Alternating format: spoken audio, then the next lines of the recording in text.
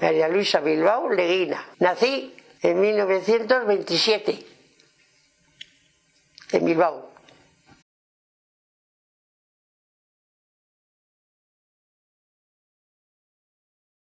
Fuimos hasta camino hasta Etxebarri. Pues íbamos mi madre, mi padre, mi hermano, luego una madre con una hija, con otro hijo, pues más gente más mediana, o sea, menos edad. ¿Cuántos metros habrá pues de casa allí? Pues 100 metros de casa allí, a donde me dieron el balazo, ¡pas!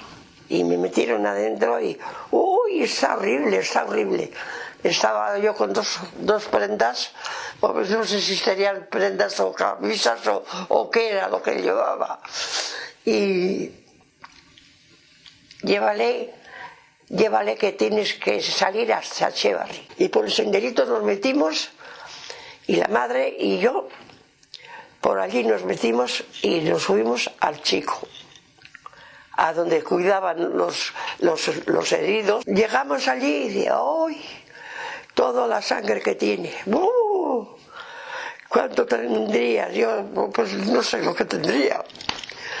Y me sentaron así sentada como estoy ahora, y como estoy en una mala postura, me levantaron las ropas, me sacaron para arriba, para abajo, no sé lo que me hicieron, y el chispazo que le dan a la bala, que tenía la bala todavía ahí. Luego levantar y corriendo bajamos al consultorio. Bajamos allí, me miraron, pues nada, tiene que ir al hospital de Durango. Y cada día en el médico, y pues estuve pues desde septiembre, o sea, desde septiembre hasta Navidades así, sin quitarme nada de la venda. Pero pasar mal, ay, qué mal. Yo sin tener 8 años me curé, gracias a Dios, que me curé bien. Y vinimos y el primer trabajo la madre hizo mirar a los colchones.